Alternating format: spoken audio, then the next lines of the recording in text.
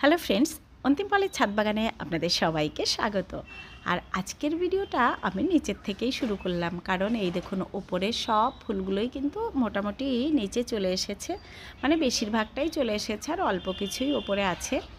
তো এখন এই যে ওপরে প্রচণ্ড পরিমাণে রোদ এসে গেছে আর এই ফুলগুলো কিন্তু খুব তাড়াতাড়ি নষ্টও হয়ে যাবে। আর সামনেটা আমার নর্থ ফেস বলে রোদ তো একদমই আসে না, তো এখানে ফুলগুলো খুব ভালো হবে। আর এই দেখুন ন্যাস্টেশিয়ামটা কিন্তু সেই থেকে একই রকমভাবে ফুটে যাচ্ছে। আর আজকে তো আপনাদের জন্য কি রয়েছে থাম্বনেল দেখে বুঝতেই পেরেছেন।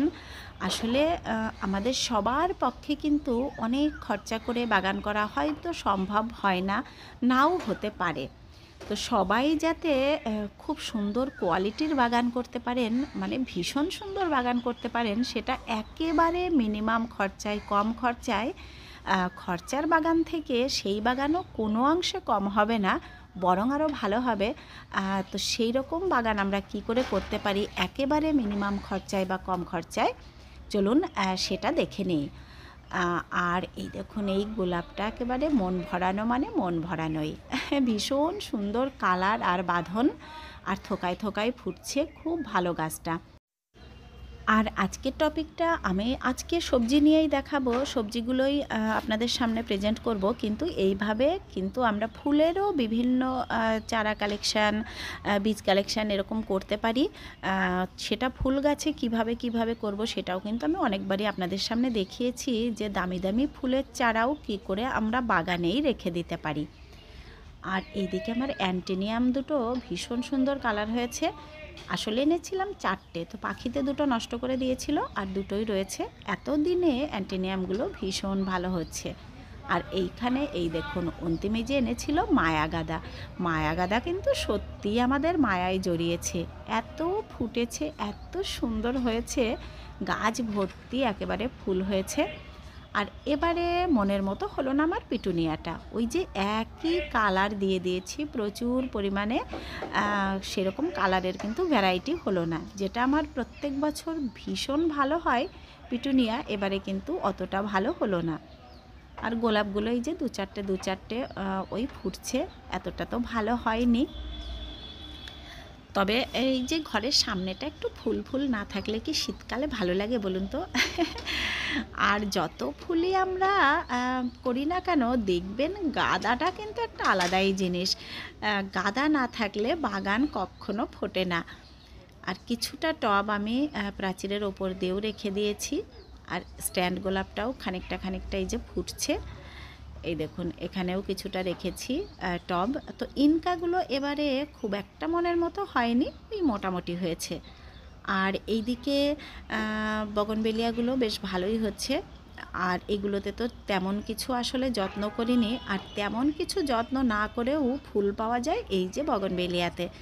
এটা কিন্তু যেমন কেয়ার করার দরকার ছিল একেবারেই করা হয়নি, তবুও এই যে এই গাছটা দেখতে পাচ্ছেন কয়েকদিনের মধ্যেই কিন্তু ফুলে একেবারে ভর্তি হয়ে যাবে। আর এইদিকে এই যে এগুলোতে দেওয়া হয়েছিল একদম শেষ দিকে এসে সিঙ্গেল সুপার ফসফেট আর পটাশ, এই দুটো সার এদেরকে দেওয়া হয়েছিল। তো তাতেই খুব ভালো ফুল দিচ্ছে। আর যদি সারা বছর এদের যে কেয়ার আছে সেই কেয়ার করলে তো তাহলে আর দেখতে হবে না, দারুণ ফুল পাওয়া যাবে। তবে কেয়ার মানে সেই কেয়ারও কিন্তু খুব বেশি খাবার, খুব বেশি সার দিয়ে দিলে আবার এই গাছে ফুল দেবে না, কারণ ওরা একটু ড্রাই পছন্দ করে, রুট বাউন্ড পছন্দ করে। খুব ঘন এদেরকে কিন্তু রিপোর্ট করারও দরকার পড়ে না। তো বগনবেলি আপনারা কয়েকটা করতে পারেন, ভীষণ সহজে খুব ভালো ফুল পাওয়া যায়। আর এইদিকে যেই পুঁই গাছটা আমি লাগিয়েছিলাম সেই পুঁই গাছটা তো দেখতে পাচ্ছি একেবারে ফুলে ফেপে একাকার। দেখুন এখানে আমি কিন্তু এমনিতে কোনো খাবার দিই না, শুধু এই যে কিচেন ওয়েস্ট মাঝে মাঝে ফেলা হয় সেইগুলোই পচে যা সার হয়। আর নিচে দিয়েছিলাম ফুলকপি, ছাদেও দিয়েছি। তো নিচের ফুলকপিগুলো আসলে ছায়া জায়গার জন্য একটুখানি লম্বা হয়ে যাচ্ছে। দেখুন গাছগুলো অতটা যেমন রোদের গাছের চেহারা সেই রকম কিন্তু হচ্ছে না, একটু লম্বা হয়ে যাচ্ছে। তবে এখানে খুব তাড়াতাড়ি রোদ আসবে। তো এবারে চলুন ছাদের দিকে যাই। তো এই যে চলে এলাম ছাদে, আর আজকে কিন্তু বেশ সকালই এসেছি। আর চলুন এবারে মূল টপিকে যাই। তো একটা বাগান করার জন্য প্রথমেই দরকার হয় আমাদের জায়গা। তো জায়গা আমরা কিছুটা ঘরেই তৈরি করে নিতে পারি, আর কিছুটা আমরা কিনেও নিতে পারি। যারা টবে করতে চান কোনো প্রবলেম নেই, এই যে টবে করতে পারেন। কিন্তু সবজি যদি করতে চান তাহলে আমি বলবো যে এরকম গ্রো ব্যাগ কিনে নিতে পারেন, সেটাতে কিন্তু সবজি খুব ভালো হয়। গ্রো ব্যাগে বেশ মাটিটাও অনেকটা ধরে। যদি ভাবছেন প্রথমেই বাগান কেমন করে করবেন, কেমন হবে বুঝতে পারছেন না, খরচা করব না, তাহলে এই যে এরকম বস্তার গ্রো ব্যাগেও কিন্তু একই কাজ হবে। কারণ এই যে বস্তার গ্রো ব্যাগ আমি তৈরি করি, অনেক বস্তার গ্রো ব্যাগই রয়েছে। একটা 12 ইঞ্চি গ্রো ব্যাগে যতটা মাটি ধরে, একটা বস্তার গ্রো ব্যাগেও কিন্তু অতটাই মাটি ধরে। আর দেখুন তাতে সবজি কোনো অংশে কম হয় না, একদম রেজাল্ট আপনি একই পাবেন। তবে এই যে গ্রো ব্যাগগুলো যতদিন থাকে মানে লংজিভিটিটা বেশি হয়। আর এই যে বস্তা দিয়ে আমরা তৈরি করি, এগুলো বেশি রোদে একটু নষ্ট হয়ে যায়। ওই একবার দুবার আপনারা করতে পারবেন, দুটো সবজি করা যায়। যেমন আমার এই যে গ্রো ব্যাগটা করেছিলাম, এটা কিন্তু গত বছর থেকে চলছে। আর করা যাবে না, এই পুঁই শাকটা উঠে গেলে এখানে আর কিছু করা যাবে না। তারপর ঘরের এই যে ওয়েস্টের যে বালতিগুলো থাকে সেগুলোতে করতে পারেন। বালতি তো প্রচুরই আমি ব্যবহার করি। যখনই কোনো বালতি ভেঙে যায়, ফেটে যায়, তখনই এই যে এরকম গাছ লাগিয়ে দিই। আর তাতে সবজি কিন্তু কোনো অংশে কম হয় না, মানে সবজি হয় খুবই সুন্দর। এই দেখুন এখানে বেগুন এই যে রেখেছি, আর এটার থেকে আমি ভাবছি রাখবো বীজ। এই বেগুনটা আর খাবো না, খুব সুন্দর হয়েছে। এটার থেকে বীজ রাখলে জাতটা আসলে ভীষণ ভালো, সেজন্যই চাইছি একটু বীজটা রেখে দিতে। আর এত বড় হয়েছে বেগুনটা, ওই দেখুন বেগুনের ভারে মনে হচ্ছে ডালে বুঝি ভেঙে যাবে। আর নিচের দিকে আবার নতুন ডগা বেরিয়েছে। আর এখান থেকে আমি যে কতগুলো বেগুন পেলাম সেটা তো আপনারা অনেকেই দেখতে পেলেন। শুধু বেগুনই নয়, এর আগে কিন্তু খুব ভালো লাউ চাষও আমি বালতিতে দেখিয়েছিলাম, খুব ভালো লাউ হয়েছিল। তবে এখন আমার কাছে এই যে 3টে ভাঙা বালতি ছিল, আর 3টে বালতিতেই কিন্তু আমি দিয়ে দিয়েছি বেগুন গাছ। আর 3টে বেগুন গাছই ভীষণ সুন্দর হচ্ছে। তাছাড়াও এই দেখুন ভাঙা গামলা, এখানে আমার খুব সুন্দর মেথির শাক হচ্ছে। গামলা ব্যবহার করতে পারেন। এই যে টুলের মধ্যে আমি বসিয়েছি হচ্ছে ফুলকপি, এটা হচ্ছে ইয়েলো ফুলকপি। তো এখানেও দেখুন এরকম টুল যদি থাকে ঘরে ইউজ করতে পারেন। তো জায়গা নিয়ে কিন্তু কোনো প্রবলেম হয় না। এবারে হচ্ছে মাটি তৈরি। তো মাটি তৈরি তো বিভিন্নভাবে আমি দেখাই, যারা আমার ভিডিও দেখেন তারা জানেনই যে মাটি তৈরিটা আমি প্রায়ই দেখাই বিভিন্ন রকমভাবে। এই যে এখানে কিছুটা কিচেন ওয়েস্ট, এই যে এখানে কিছুটা কিচেন ওয়েস্ট দিয়ে রেখেছিলাম, এই দেখুন কি সুন্দর একদম মিশে গেছে মাটির সাথে। এই যে এরকম মাঝে মাঝে বেডের মাঝে বা যারা বালতিতে করবেন, গামলাতে করবেন, সাইডে একটুখানি মাটি সরিয়ে কিচেন ওয়েস্ট রেখে আবার চাপা দিয়ে দিলে কিন্তু ওর মধ্যে আস্তে আস্তে মাটি হয়ে যাবে। সেটাতে এই যে গন্ধ হওয়া, পোকা হওয়া, সেগুলোর কোনো ভয়ও থাকে না। আর সেটা আপনারা করতে পারেন একদম সয়েললেস। এই যে যেমন এখানে আমি করেছি, আপনাদের দেখিয়েছিলাম, অনেকেই দেখেছেন। এটা কিন্তু একদম সয়েললেস, কোনো এখানে মাটি নেই। তারপর এখানে যে এই যে কপি গাছগুলো হচ্ছে, এটাতেও কিন্তু 1 ফোঁটা মাটি নেই, এটাও একেবারে সয়েললেস। তো ঘরের ওয়েস্টের জিনিস, গার্ডেনের ওয়েস্টের জিনিস সব দিয়েই তৈরি করেছি। তাহলে দেখতে পেলেন মাটিটাও কিন্তু এমন কিছু কষ্টকর নয় তৈরি করে নেওয়া। সেটা আপনারা ঘরের ওয়েস্টের জিনিস দিয়ে তৈরি করতে পারেন। একটু গোবর সার, তারপর একটু কোকোপিট, এগুলো দিয়েও তৈরি করতে পারেন। তো যার যেমন খুশি, ইচ্ছে করলে আপনারা খরচা একটু বেশি করেও করতে পারেন। আর যদি চান একেবারে মিনিমাম খরচা, কম খরচায় করব, সেক্ষেত্রেও কিন্তু সবজি কোনো অংশে কম হবে না, খুব ভালো হবে। শুধু একটু ধৈর্য ধরে সেই মাটিটা তৈরি করে নিতে হবে। আর তার জন্য লাগবে একটু সময়, কারণ ওই যে মাটিটা তৈরি করতে একটু সময় লাগে। তো কিছুদিন দেখবেন টানা এরকম করতে থাকলে তারপর আপনার বাগানে নিজের তৈরি মাটি প্রচুর হবে। আর যেটা এখন আমার বাগানে প্রচুর পরিমাণে রয়েছে মাটি, কিছুটা আমার বাইরের মাটি, কিছুটা আমার নিজের তৈরি মাটি। মাটি কিন্তু আমাকে আর কোনো দিনই মনে হচ্ছে কিনতে হবে না। এবার হচ্ছে বীজ কালেকশান। আর বীজ কিন্তু আমরা কিছুটা কিনতে পারি, আর কিছুটা কিন্তু আমরা ঘরে অনায়াসে তৈরি করে নিতে পারি। যেমন ধরুন এই দেখুন, আগামী বছরের জন্য সিমের বীজ এই যে আমি রেডি করছি। এই যে সিমটা হচ্ছে, এই বীজটাও কিন্তু আমার গত বছরে যেটা রেখে দিয়েছিলাম সেটা দিয়েই এবারে সুন্দর আমি সিম পাচ্ছি বাগানে। আর ওই বাগান থেকেই বীজগুলো রেখে দিয়েছিলাম। আর এই যে বাগানের বীজে যে আমার সিমটা দিচ্ছে, বা বেশ কিছুদিন ধরে আমি প্রচুর পরিমাণে সিম পাচ্ছি বাগান থেকেই। কোয়ালিটি কিন্তু ভীষণ ভালো হয়, বীজের কোয়ালিটি খুবই ভালো থাকে। আর আমরা যখন রাখি খুব ভালো ভালো সিমগুলো এই যে রেখে দিলে তার একটা বীজও মার যায় না। যেমন আমার এবারে যা বীজ রেখেছিলাম তার একটাও কিন্তু মার যায়নি। বরং অনেক সময় বাজার থেকে কিনে আনা বীজই এতটা ভালো হয় না। এই যে এবারে যেমন আমার দিদি বাজার থেকে কিনে বারবার সিম বসিয়েও কিন্তু করতে পারেনি, কিন্তু বাগানের বীজ যদি খুব ভালো করে রেখে দেওয়া হয় তাহলে কিন্তু সেটাতে খুব ভালো বীজ হয়, গাছ হয়।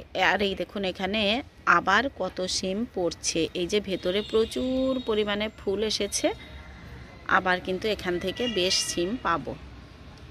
এ তো শুধু গেল সিম, এরকমভাবে প্রচুর বীজ আমি রেখে দিই। এই যে এখানে বরবটি রেখেছিলাম, দেখুন তাতে কত সুন্দর বরবটি হচ্ছে। বরবটির বীজটা তো আর কখনোই আমাকে কিনতে হয় না।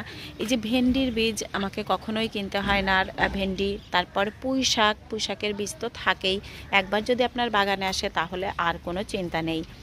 তারপর মূলোর বীজ, এই যে এখানে যে এত সুন্দর মূলোর চেহারা হচ্ছে, এটা কিন্তু আমার ঘরেরই বীজে। এই যে গত বছর রেখে দিয়েছিলাম সেই বীজেই কিন্তু এত দারুণ মূলো হচ্ছে। এই দেখুন ঘরের বীজের বিনস গাছের চেহারা দেখুন, এই যে প্রচুর পরিমাণে বিনস আবার ভেতরে ভেতরে ধরেছে। তো এটাও কিন্তু আমার ঘরের বীজ থেকেই হয়েছে, বরং বাইরে থেকে যেটা কিনেছি সেই বীজটা কিন্তু ওঠেনি। আর এই যে একটা রেখে এখানেও দিয়েছি, এখান থেকেও বেশ কিছুটা পেয়েছি, এটাও ঘরের বীজে করেছি।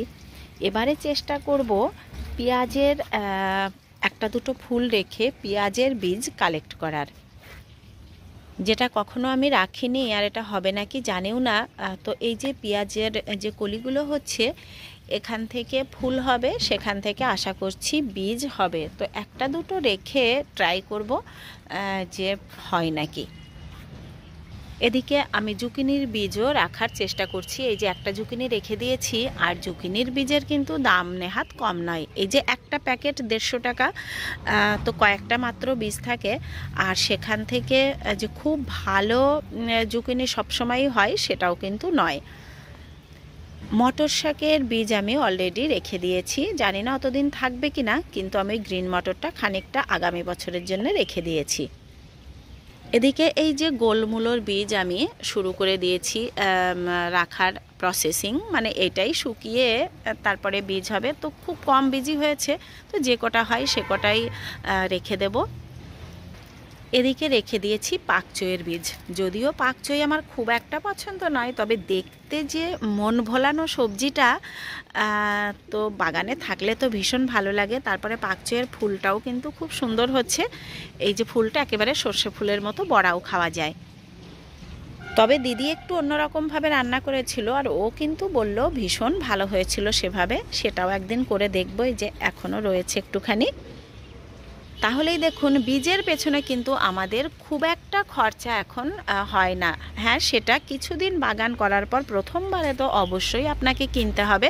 তারপর আস্তে আস্তে বাগানটা যখন একটা কন্টিনিউ প্রসেসে আপনি করবেন, তখন কিন্তু খুব বেশি বীজ আর কিনতে হবে না। অনেক বীজ দেখবেন আপনি বাগান থেকেই পেয়ে যাচ্ছেন। এই যে ধনিয়ার বীজ, পালং শাকের বীজ, এগুলো তো খুব সহজেই বাগান থেকে রাখা যায়। আর আলু, এই যে আলুর শাক হয়েছে এত সুন্দর, আলু তো কোনো দিনই কিনতে হয় না আমার মনে হয় কাউকেই, কারণ একটা সময়ের পর যখন আলুগুলো ওই যে বেরোয় আলুর গা থেকে, তখন কেটে কেটে বসিয়ে দিলেই হয়। ওটার জন্য আর আমাদের এমন কিছু খাটাখাটনি করতে হয় না। সর্ষের বীজও রাখার দরকার পড়ে না, কারণ ঘরের সর্ষেতেই হয়ে যায়।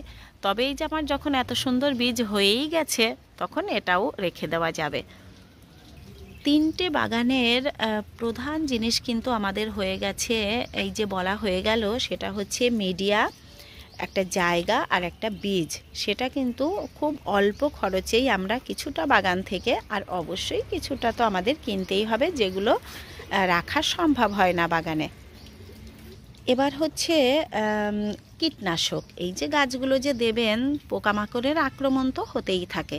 তো কীটনাশক তো আমি দেখিয়েছি আমার চ্যানেলে, যেটা সেটা দিয়ে ভীষণ ভালো কাজ হচ্ছে। এই যে গাছটা একেবারে, এই যে সব পাতাগুলো দেখুন চারদিকে আমি কেটে দিয়েছি, মানে এতটাই খেয়ে ফেলেছিল যে পাতাগুলো রেখে আর কোনো লাভ হতো না। এই যে এরকমভাবে সব পাতাগুলো খেয়ে নিয়েছিল। তো তারপরে আমি আমার যে কীটনাশক আমি ব্যবহার করি, কয়েকদিন আগেই চ্যানেলে দিয়েছিলাম, যদি নতুন বন্ধুরা থেকে থাকেন দেখতে চান একটু পিছিয়ে গিয়ে দেখে আসবেন। 5 রকম জিনিস দিয়ে আমি যে বানিয়েছিলাম কীটনাশক, তার রেজাল্ট কিন্তু অপূর্ব। এই দেখুন কি সুন্দর হচ্ছে। ওই কীটনাশক দেওয়ার পরে কিন্তু আর এই যে ভেতর থেকে যে পাতাগুলো উঠছে দেখুন, সেই পাতাগুলো একটাও আর খাচ্ছে না। আসলে প্রথম দিকে আমি খেয়ালই করিনি যে গাছটা ওই রকমভাবে খেয়ে নিচ্ছে। তো দেওয়ার পর এই যে আবার এখন আর মনে হয় ওটা খাবে না। আশা করছি খুব ভালো করে এই গাছটা হলিহক এখান থেকে ফুল পাবো। তাছাড়া তো কীটনাশক আমি বিভিন্ন গাছে ব্যবহার করে আপনাদের বলেইছি, যে বেগুন গাছে দিয়ে কাজ হয়েছে। তারপরে এদিকে শিম গাছে 2-3 দিন পর পর দেওয়াতে শিম গাছে তো আর একটা পোকাও আসেনি, ধরেনি। এই যে বরবটি গাছে দিয়েছিলাম, তাতেও খুব ভালো কাজ হয়েছিল। তো কীটনাশক তো আমরা ঘরেই নিতে পারি করে, তার জন্যেও কিন্তু আমাদের কোনো সেইভাবে খরচা করার একদমই দরকার নেই। একেবারে ঘরের জিনিস দিয়েই আমরা এটা করে নিতে পারি। এবার বাকি থাকলো হচ্ছে খাবার হিসেবে তো এক দিনে এইভাবে বলা সত্যিই মুশকিল, সব আমার মনেও থাকবে না। ঘরোয়া কত রকমের খাবার আমি তৈরি করি সেটা আপনাদের ভিডিও দিয়েছি। সেই সব ঘরোয়া খাবারগুলো দিই, এই যে ভাতের মাড়, চাল ধোয়া, ডাল ধোয়া জল, ডিম সেদ্ধ জল, তারপরে সবথেকে বড় খাবার হচ্ছে কিচেন ওয়েস্ট। সেটা দিয়ে যে আমরা মাটি তৈরি করি, তার মধ্যেও প্রচুর পরিমাণে খাবার থাকে। এই সব খাবার সারা বছর দিলে, আর তার সাথে সামান্য কিছু খোলের সার দিলেই কিন্তু আপনার গাছ হবে দারুণ। মানে সেইভাবে আর বিশেষ কোনো খাবার না দিলেও হবে, শুধু এই যে প্রত্যেক দিনের যে ডেইলি কেয়ার, আর একটু খোলের সার, আর ওই যে যেভাবে মাটি তৈরি করি আমরা সব সময়, তো এটুকু কেয়ারেই কিন্তু বাগানের সুন্দর গাছ পেতে যথেষ্ট। তো এইভাবে বাগান করলেই কিন্তু আপনি একদম অল্প খরচে খুব সুন্দর বাগান তৈরি করতে পারবেন। আর তার সাথে তো নিজে তৈরি করার যে ক্রিয়েটিভ কাজকর্ম করার মধ্যে যে আনন্দ, সেটা তো সবসময় আমি বলেইছি, সেটা কিন্তু তার জন্য খরচা বিশেষ করতে হয় না, নিজে নিজে করলেই সেটা বরং আনন্দটারও বেশি পাওয়া যায়। তো আমিও চলে এলাম ভিডিওটির একদম শেষ পর্যায়ে। আর এতক্ষণ যারা আপনারা দেখলেন তাদেরকে অসংখ্য ধন্যবাদ। ভালো লাগলে লাইক, কমেন্ট, শেয়ার করবেন। আর যারা আমার একদম নতুন বন্ধুরা আছেন, তাদের যদি ভালো লাগে তাহলে চ্যানেলটিকে সাবস্ক্রাইব করে নেবেন। তো আপনারা সবাই খুব ভালো থাকবেন। দেখা হবে আবার নেক্সট ভিডিওতে। টাটা।